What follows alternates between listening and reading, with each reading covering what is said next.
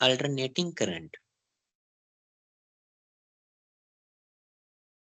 Just like जिस तरह से डिस्कस किया गया था alternating current generators.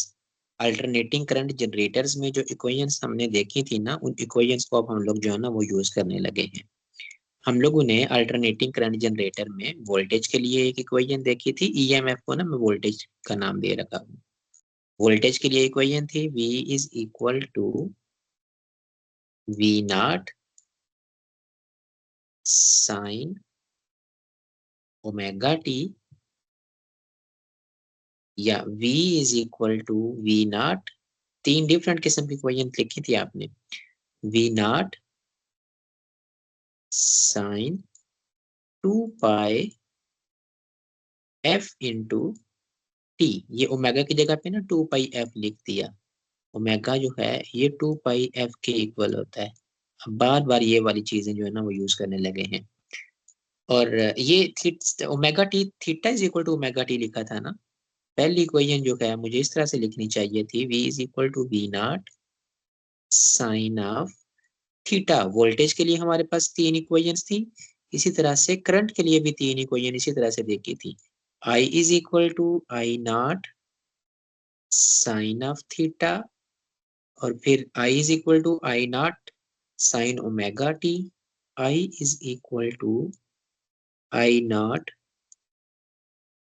Sign omega t, या I is equal to I naught sign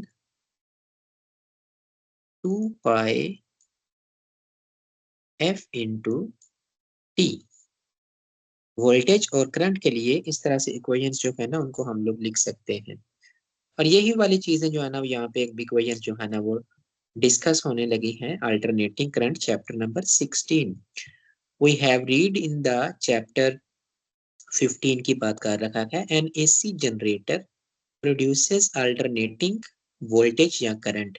Nowadays, most of the electrical energy is produced by AC generators. ज्यादातर होते ही AC generators हैं। जिस जहां पे हमें DC की जरूरत होती है ना, तो AC करंट को इजीली डायरेक्ट करंट में कन्वर्ट कर दिया जाता है एक डायोड लगा के। Generators using water power are huge steam turbines, पानी जो है ना उसको इस्तेमाल करके या स्टीम को इस्तेमाल करके ये बिजली बनती है। The main reason for the worldwide use of the AC is that it can be transmitted to long distances easily and at a very low cost. Alternating current जो है इसको लॉन्ग डिस्टेंसेस पे इजीली जो है हम transfer कर सकते हैं। अल्टरनेटिंग वोल्टेज को करंट को पहले हाई वोल्टेजेस के अंदर कन्वर्ट कर लिया जाता है, और उन हाई वोल्टेजेस की वजह को हम लोग जो है ना वो जो हाई वोल्टेज वाली करंट को काफी लॉन्ग डिस्टेंस के ऊपर ट्रेवल करवाते हैं, तो उस दौरान में ज्यादा पावर यूज नहीं होती। ये देखें लो कास्ट का मतलब कि जब एसी को हम लोग लॉन्ग डिस्टेंसेस के ऊपर अब सेवरल 100 किलोमीटर्स ट्रेवल करवाते हैं हाई वोल्टेज के फॉर्म में, तो पावर हमारे पास बहुत कम लास्ट जो है ना वो होती है, उसको लिए उसने लो कास्ट का वर्ड यूज किया हुआ है। बट जो डीसी वोल्टेज होते हैं ना उनको हम लोग लॉन्ग डिस्टेंसेस पे इसलिए ट्रेवल नहीं करा सकते, एक तो वो बहुत जल्दी डाई आउट हो जाते हैं, और दूसरा पावर बहुत ज्यादा ना जाया होती है। डीसी वोल्टेज के लेवल को कम या ज्यादा भी नहीं किया जा सकता, बट एसी के लिए बहुत इजीली वोल्टेज के लेवल को कम या ज्यादा कर सकते हैं। Alternating current is that which is produced by voltage source whose polarity keeps on reversing with the time. एक अल्टरनेटिव करंट ऐसी करंट होती है जिसकी पोलैरिटी या डायरेक्शन जो है वो टाइम के साथ साथ चेंज होती रहती है। यही डेफिनेशन पड़ी थी ना, अल्टरनेटिंग करंट की एक ऐसी टाइप होती है जिसमें करंट की डायरेक्शन या पोलैरिटी जो है ना वो बार बार तब्दील होती है। ये डेफिनेशन वही लिखी हुई है, इसमें डायरेक्शन की जगह पे पोलैरिटी जो है वो दिखा दिया गया है। ये देखें, ये सोर्स, अगर ये अल्टरनेटिंग सोर्स है ना, रजिस्टर आर में से करंट फ्लो कर रहा है, अगर एक लम्हे, इसके दो एंड है, एक एंड ए है एक एंड बी है, अगर एक लम्हे एंड ए पॉजिटिव है तो एंड बी नेगेटिव, अगले ही लम्हे जो है वो एंड ए नेगेटिव हो जाएगा और एंड बी पॉजिटिव। तो इस तरह से ये पोलैरिटी जो है ना वो चेंज होती रहती है। फिर उससे अगले लम्हे ये पहले वाली सिचुएशन बन जाएगी, फिर ये वाली। तो इस तरह से ये चीजें जो है ना आपस में इंटरचेंज होती रहती हैं। ए पे कभी पॉजिटिव आता है, कभी नेगेटिव, बी पे कभी नेगेटिव, कभी पॉजिटिव, तो ये आपस में इंटरचेंज होते रहते हैं, जिसकी वजह से अल्टरनेटिंग का वर्ड यूज किया गया। ये अगर टोटल टाइम जो है वो हमारे पास 0 to T हो, टोटल टाइम पीरियड 0 से लेकर T तक है ना, तो हाफ टाइम के लिए जो है वो हमारे पास ये जो है ना वो देखें 0 से लेकर हाफ टाइम T/2 टाइम तक, 0 से लेके हाफ टाइम तक जो है ना वो ए पॉजिटिव है, बी नेगेटिव। फिर नेक्स्ट हाफ टाइम पीरियड के लिए T/2 से लेके टी तक जो है ए नेगेटिव बन जाएगा और बी पॉजिटिव जो है टर्मिनल हो जाएगा। As a result of this change of polarity, the direction of the current flow in the circuit also changes. ये करंट डायरेक्शन जो है ना ये भी चेंज होती रहती है। तो ये हाफ टाइम है 0 से लेकर T/2।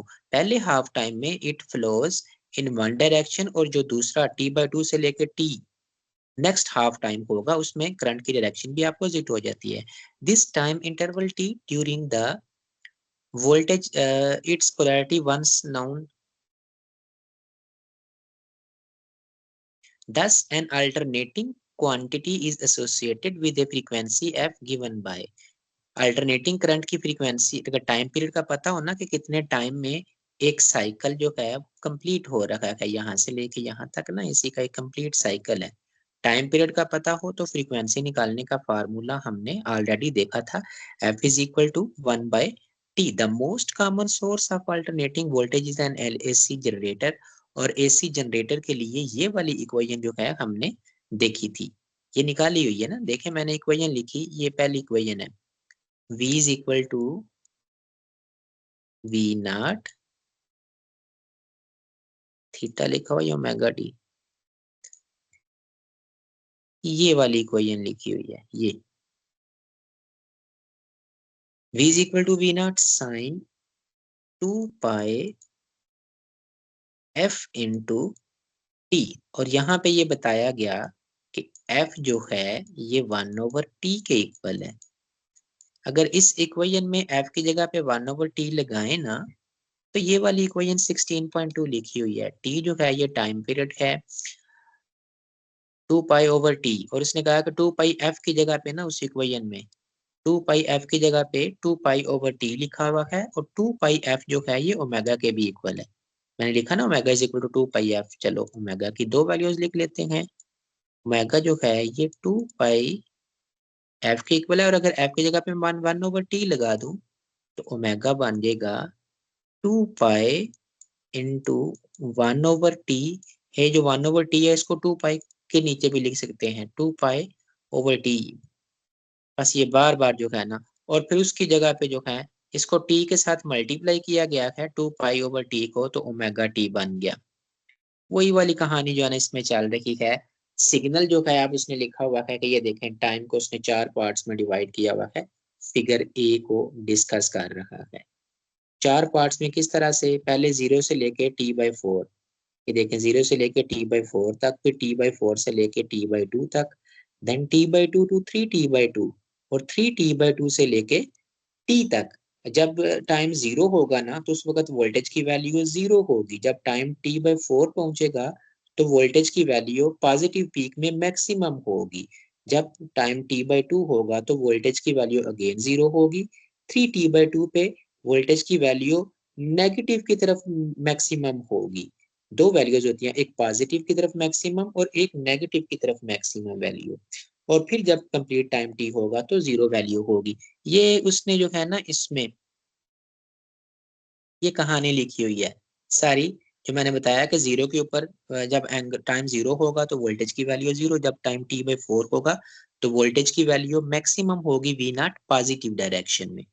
T/2 पे 0, अगेन 3T/2 पे वोल्टेज की वैल्यू मैक्सिमम लेकिन अब नेगेटिव डायरेक्शन में हो जाएगी, और T पे फिर अगेन जो है ना वो 0 बन जाएगी और एक साइकिल कंप्लीट होगा। ये इसमें जो है ना उन्होंने बताया हुआ है टाइम के रिस्पेक्ट से, और फिर एंगल के रिस्पेक्ट से नीचे जो है ना वो एक्सप्लेन किया गया है, आपने खुद रीडिंग करनी है। एंगल जो है टाइम जो है उसको 4 पार्ट में डिवाइड किया ना, 0 से लेकर T/4, T/4 से फिर T/2, फिर T/2 से लेकर 3T/2, T/4 जो है ना वो ऐड आपस में करते हैं, T/2 में T/4 ऐड करें तो 3T/2 बन जाता है। ठीक, T/2 2 प्लस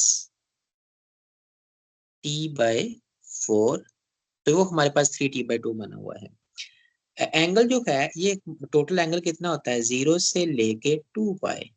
अब इसके 4 पार्ट्स हमने बनाने हैं। 0 से लेके 2 पाई है ना, तो इसको 4 पार्ट्स में किस तरह से डिवाइड करेंगे। पहला पार्ट बनेगा जी 0 से लेके पाई/2, इसको 4 पे डिवाइड करो ना 2 पाई को, तो पाई/2 बन जाता है। पहला पार्ट होगा एंगल का 0 से पाई/2, फिर पाई/2 से पाई, फिर पाई से लेके 3 पाई/2, और फिर 3 पाई/2 से लेके 2 पाई तक एंगल जो है ना कंप्लीट हो रखा है हमारे पास।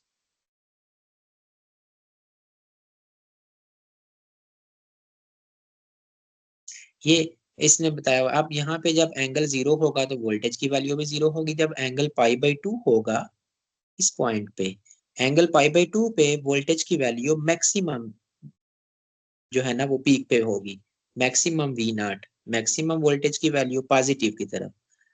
पाई पे जब पहुंचेगा एंगल तो फिर वैल्यू 0 हो जाएगी। 3 पाई/2 पे वोल्टेज की वैल्यू अगेन मैक्सिमम है, लेकिन नीचे की डायरेक्शन में नेगेटिव जो है ना वो पार्ट की तरफ मैक्सिमम होगी, और 2 पाई पे अगेन 0 है। इंस्टेंटेनियस वैल्यूज रीडिंग ये है इसमें अपने, या ऑब्जेक्टिव हमसे पूछी जा सकती है। इंस्टेंटेनियस वैल्यू किसी भी लम्हे जो वोल्टेज की वैल्यू होगी ना उसको हम लोग इंस्टेंटेनियस वैल्यू बोलते हैं। ये वोल्टेज का सिग्नल गुजर रहा है ना, हम किसी भी, अगर मैं इस टाइम पे यहाँ पे वोल्टेज की वैल्यू जो है ना वो फाइंड आउट करता हूँ, तो वो इंस्टेंटेनियस वैल्यू होगी इस लम्हे के लिए। टाइम वाले एक्सेस पे आ जाते हैं। चलो, ये टाइम 0 से लेके t तक है ना, तो किसी भी लम्हे अगर मैं t/4 पे वैल्यू फाइंड आउट करता हूँ ये, तो वो t/4 के लिए जो है ना मेरे पास इंस्टेंटेनियस वैल्यू होगी। मैं यहाँ पे किसी टाइम के लिए वैल्यू फाइंड आउट करता हूँ तो वो इसके लिए इंस्टेंटेनियस वैल्यू। तो जिस टाइम पे भी हम लोग वैल्यू फाइंड आउट करते हैं उसको इंस्टेंटेनियस वैल्यू का ना नाम दिया गया है। असल में इसका एक फार्मूला बनाना चाह रखा है ये, इसमें t की जो है ना वो फैक्टर आ रखा है 2 पाई f × t। वोल्टेज की वैल्यू इसने जो है ना इक्वेशन लिखी हुई है ये फार्मूला की फॉर्म में, ये जिसको मैंने टिक किया था। f की जगह पे हम लोग अगर 1/t लगाएं, f की जगह पे ये फार्मूला लगाएं, तो फिर दूसरा फार्मूला भी जो है ना वो बन जाता है। ये चीज लिखा हुआ है, the value of the voltage और current that exist in circuit at any instant of time. किसी भी टाइम के ऊपर जो वैल्यू हम लोग जो है वो फाइंड आउट करेंगे वो उसकी बन जाएगी इंस्टेंटेनियस वैल्यू। इसकी डेफिनेशन याद रखनी है, the value of voltage at any instant. बहुत इजी है, किसी भी इंस्टेंट पे वोल्टेज की जो वैल्यू है उसको इंस्टेंटेनियस वैल्यू बोलेंगे। और इंस्टेंटेनियस वैल्यू की मुझे इक्वेशन जो है वो याद होनी चाहिए, v is equal to V0 sin 2 pi f × t, या f की जगह पे मैं ये लगाऊंगा तो t 1/t लगाऊंगा तो मेरे पास मान जाएगा 2 पाई/t। बार बार ये इक्वेशन जो है ना वो रिपीट हो रही है। हमने जनरेटर से एसी में भी ये वाली पढ़ी थी। पीक वैल्यू, सिग्नल को देखें ना तो सिग्नल में वोल्टेज की जो मैक्सिमम वैल्यू है इसको पीक वैल्यू बोलते हैं। जो किसी भी लम्हे वैल्यू होगी उसको इंस्टेंटेनियस वैल्यू, बट ज्यादा से ज्यादा ये ऊपर की तरफ मैक्सिमम वैल्यू है। ठीक है, तो ये पीक वैल्यू होती है, मैक्सिमम वैल्यू। किसी भी सिग्नल में जो मैक्सिमम वैल्यू वोल्टेज की होगी ना उसको हम लोग पीक वैल्यू बोलते हैं। पीक वैल्यू को V0 से डिनोट किया गया है। पॉजिटिव पीक वैल्यू भी होती है, नेगेटिव पीक वैल्यू भी होती है। नेगेटिव पीक वैल्यू भी होगी V0 ही, लेकिन -V0, ज्यादा से ज्यादा वैल्यू के लिए पीक का वर्ड यूज किया गया है। It is the highest value reached by the voltage और करंट इन वन साइकिल। ज्यादा से ज्यादा हाईएस्ट वैल्यू, डेफिनेशन हमने याद करनी है, पीक टू पीक वैल्यू। दो पीक है ना हमारे पास, एक पॉजिटिव पीक है एक नेगेटिव पीक है।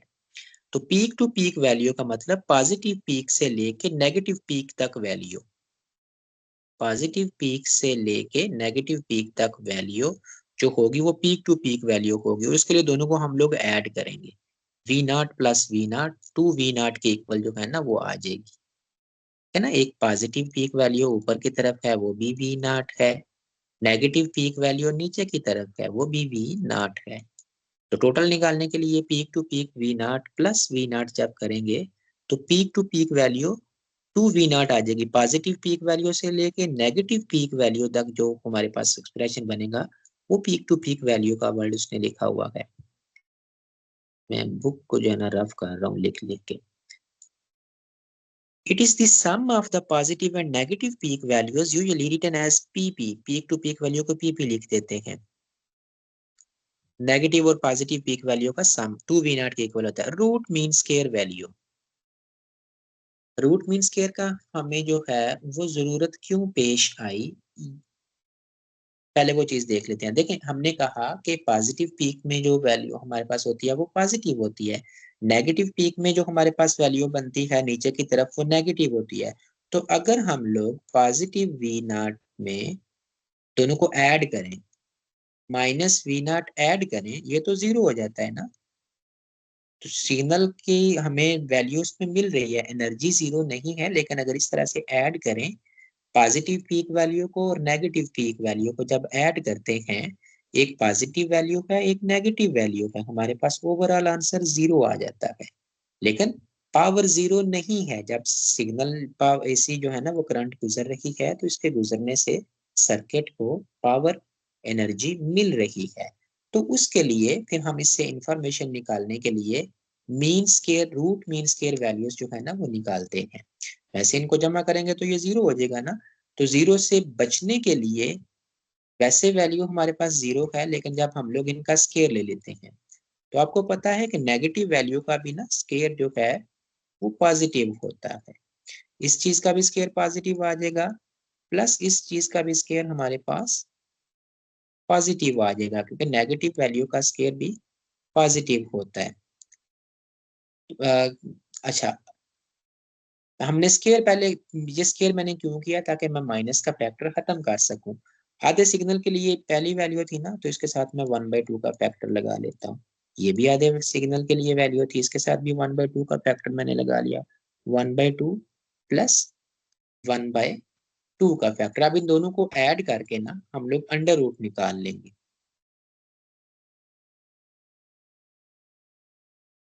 तो वो चीज हमारे पास जो वैल्यू बन जाएगी, इसको रूट मीन स्क्वायर का नाम जो है ना वो दे देंगे। ठीक है।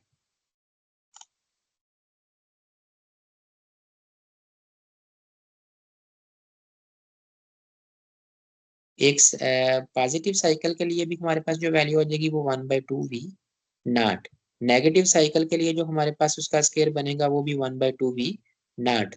अब V0 को जो है ना वो दोनों को ऐड करके V0 प्लस V0 एवरेज निकालने के लिए क्या करते हैं, root mean square value. Average निकालने के लिए हम लोग दोनों वैल्यूज को ऐड करके, अब 2 का फैक्टर जो है ना वो भूल जाओ, 2 पे डिवाइड करते हैं और इसका स्क्वायर ले लेना, स्क्वायर रूट ले लेना है।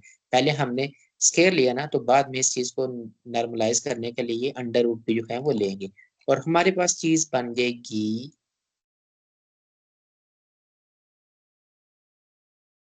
1/2 प्लस 1/2।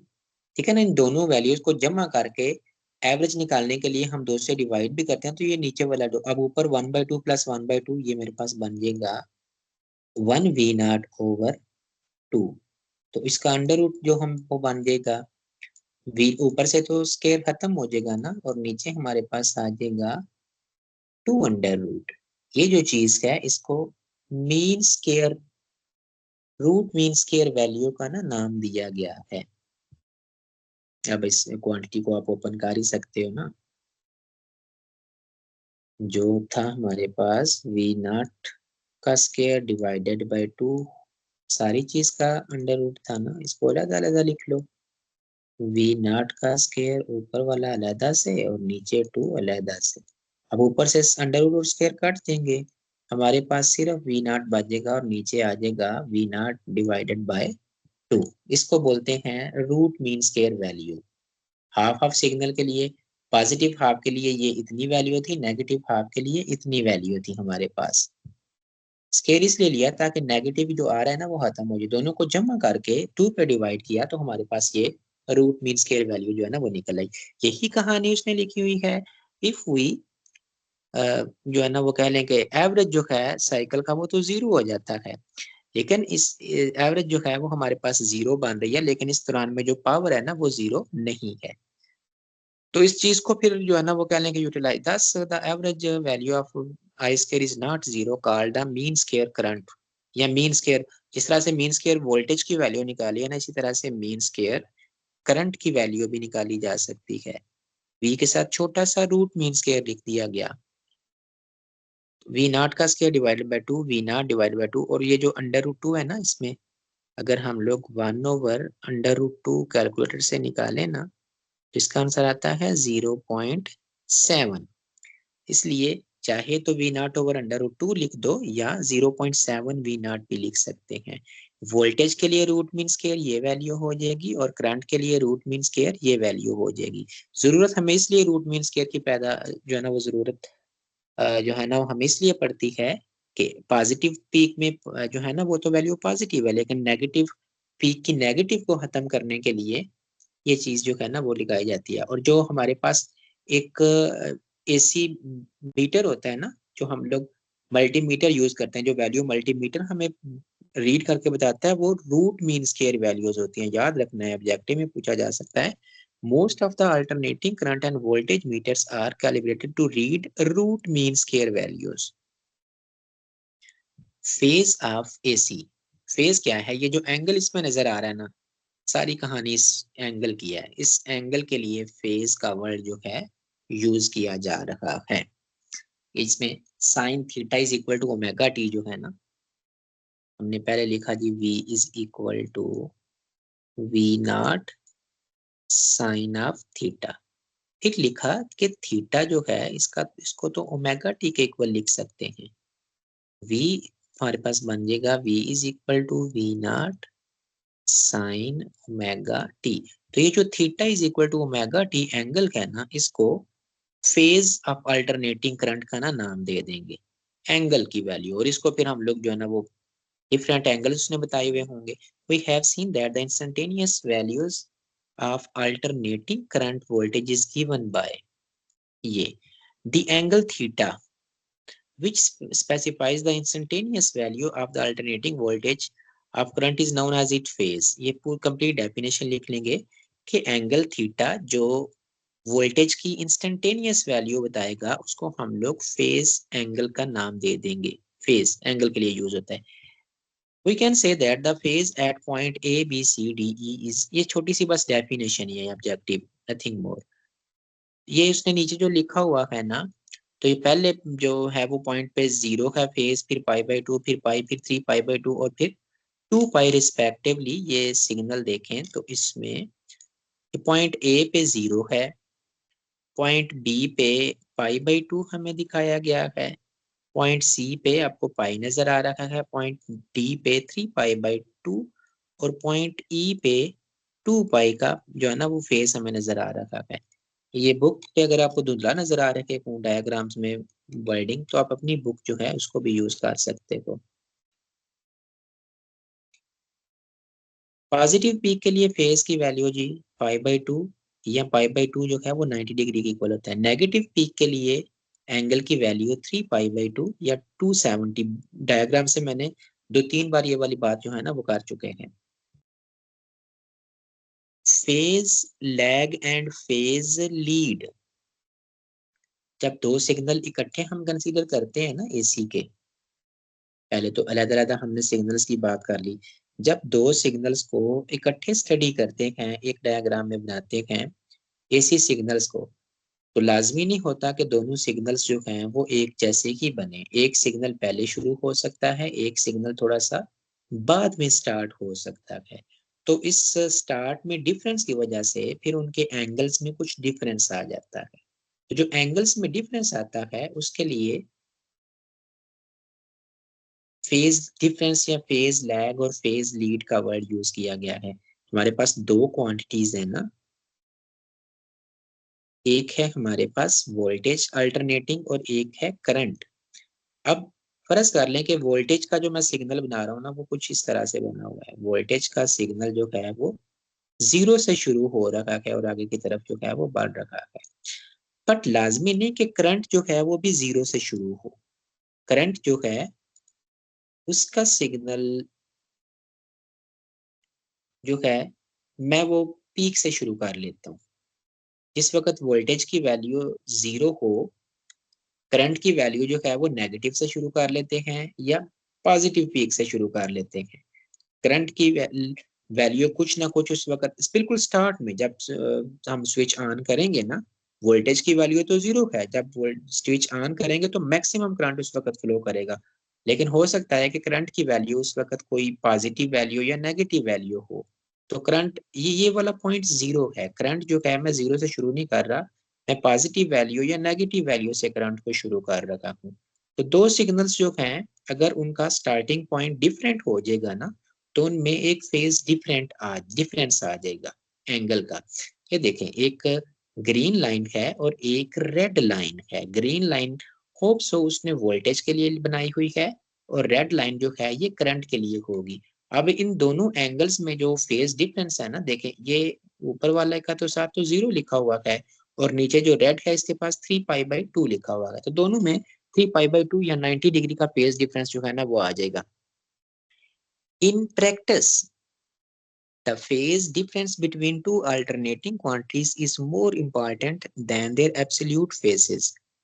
तो क्वांटिटीज को लेके ना हम देखते हैं कि उन दोनों क्वांटिटीज में एंगल का कितना डिफरेंस आ रहा है स्टार्टिंग पॉइंट्स पे। टू वेवफॉर्म्स दिखाएंगे, the phase angles of waveform 1 at points A B C D and E has been shown. तो ये डिफरेंट जो है ना वो दिखाए गए हैं, आप अपनी बुक से देख लें कि पॉइंट ए पे 0 है, पॉइंट बी पे π/2, सी पे पाई है, और डी पे 3π/2, वो पीछे वाले सारे फेजेस। ई पे 2π का हमें जो है ना वो फेज नजर आ रहा है। At the point be the phase